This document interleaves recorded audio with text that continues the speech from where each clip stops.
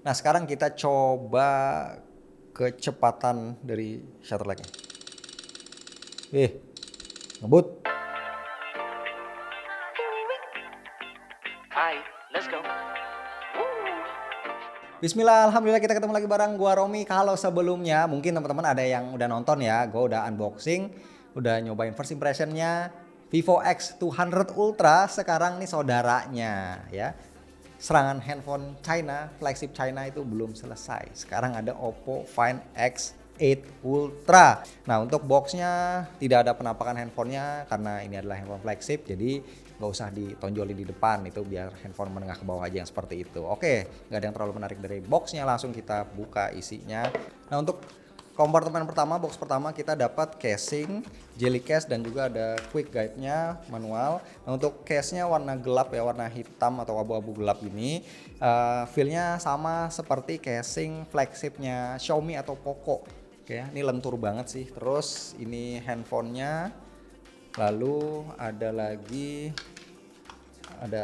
SIM ejector nih ya, nyempil di sini. Terus ada kabelnya USB A to C warna putih, dan untuk chargernya ini harusnya SuperVOOC berdaya 100 watt. Mantap. Nah, ini dia handphonenya, kita buka, kita selorotin dulu. Jadi seperti flagship China yang lain yang sebelumnya udah gua pernah bahas, ada Xiaomi 15 Ultra, terus Vivo X200 Pro, Vivo X200 Ultra ya. Modul kameranya tuh sama-sama bulat ya. Semuanya mengarah ke sini. Jadi memang kayak menunjukin gitu ya, ini kamera bulat, BAM-nya lumayan. Wah, ini rajanya kamera gitu. Nah, untuk feel pegangnya ini sebenarnya ya mirip kayak X200 Ultra yang sebelumnya udah gua unboxing. Nih kita coba deh biar lebih enak. Ya, kita langsung aja kita compare di sini. Nih dia X200 Ultra yang warna putih. Tuh kan untuk dimensi ini sama persis. Tuh lebarnya juga sama, tebalnya juga sama tuh ya.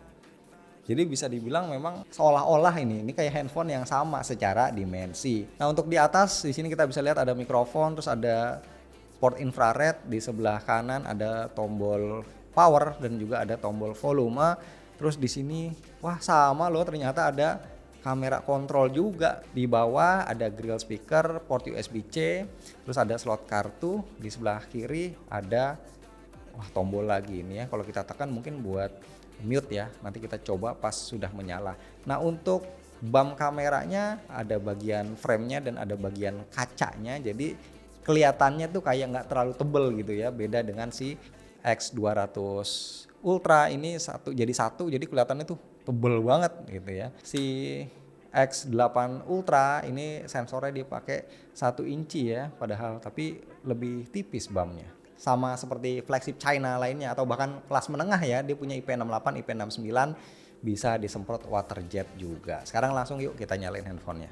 Nah ini dia, sudah gue tembusin, gue setup barusan. Untuk layarnya dimensinya seperti sama seperti X200 Ultra, 6,82 inci. Ini layarnya benar-benar flat dengan bezel yang super tipis. Pakai LTPO AMOLED, 120 Hz, support HDR, support Dolby Vision juga, dan ya resolusinya 1440p ya, sama seperti X200 Ultra. Cuman bedanya si X8 Ultra ini brightness-nya kalau on paper dia 2500 nits aja. Oke, lanjut lagi kita lihat UI-nya. Nah, ini kan namanya versi China ya. Kita lihat about device-nya. Nah, dia pakai Color OS versi 15 berbasis Android 15 juga. Untuk tampilannya seperti ini, ROM China dia pakainya langsung home screen seperti iPhone ya, aplikasinya dijejerin di sini dan semuanya ini bloatware karena bahasa China semua, hurufnya Mandarin semua ya, tapi ini bisa kita hapus dan kita bisa install Play Store dan aplikasi lainnya itu gampang seperti yang ada di X200 Ultra juga.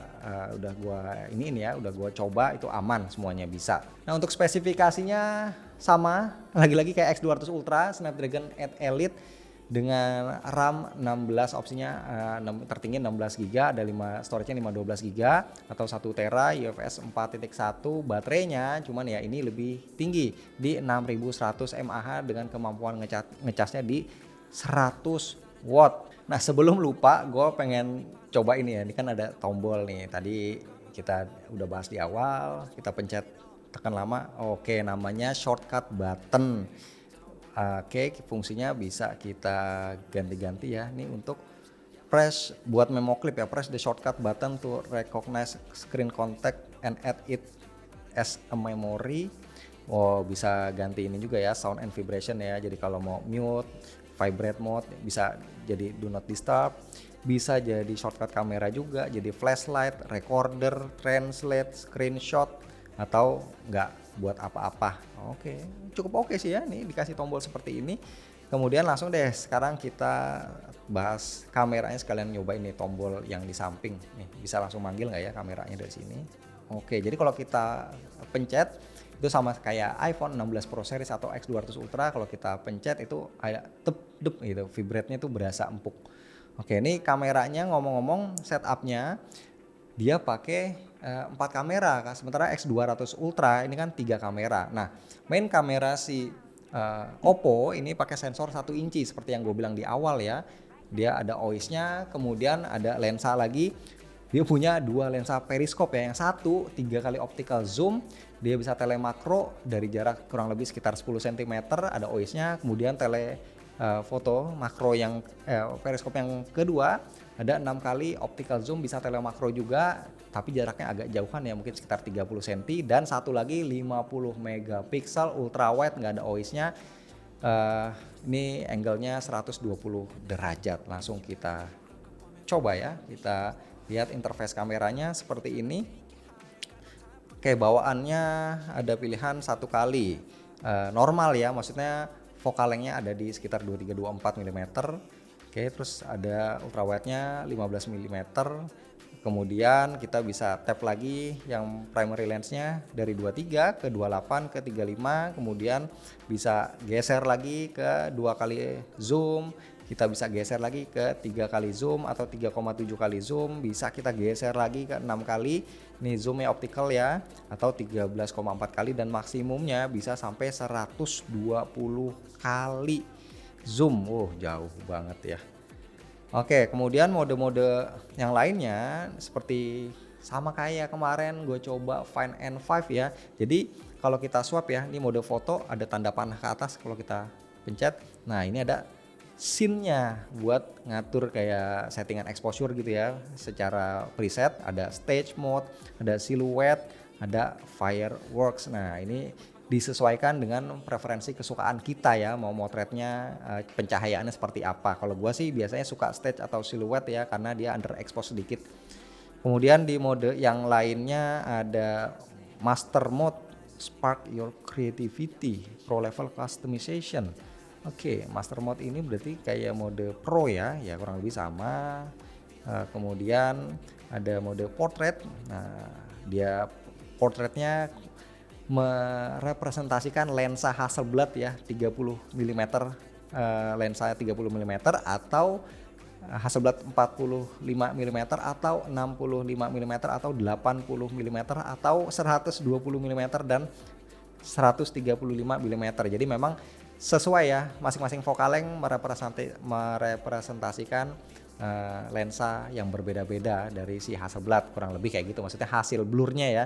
Jadi di mode portrait kita bisa pakai 1 kali zoom, 2 kali zoom, 3 kali, dan juga 6 kali. Terus kalau untuk kamera depannya ini 32 megapiksel, hasilnya sih cakep ya. Kalau flagship China gue sih tidak meragukan dah kameranya ya. Muka gue yang pas-pasan begini bisa terlihat agak sedikit lebih cerah lah. Padahal ini beauty-nya mati. Ya kalau kita pakai natural, lebih kinclong lagi.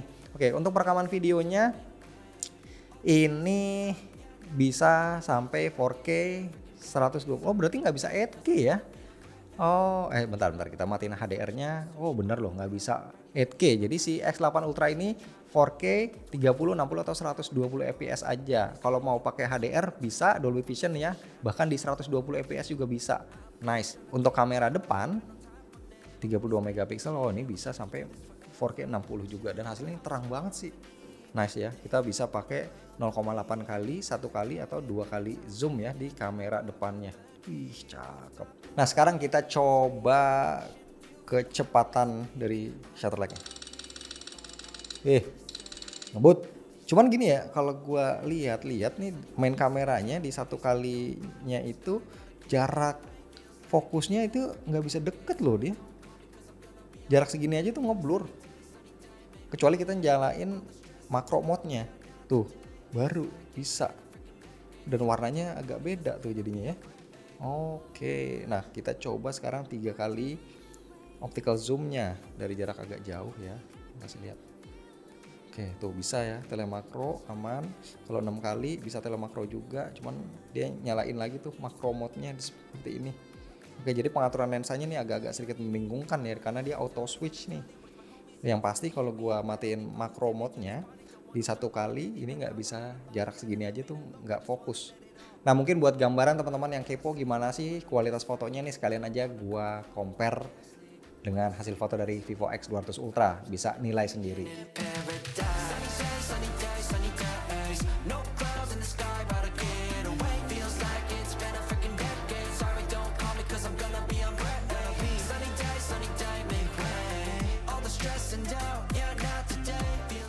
Oke, that's all untuk unboxing dan first impression Oppo Find X8 Ultra. Layarnya enak, nggak melengkung kalau nyari flagship yang flat layarnya. Nah, ini salah satunya. Setup kameranya juga mantep ya, bahkan dia punya 2 lensa periskop sama kayak Xiaomi 15 Ultra. Intinya kalau teman-teman penasaran langsung aja di check out, linknya ada di deskripsi. Terima kasih.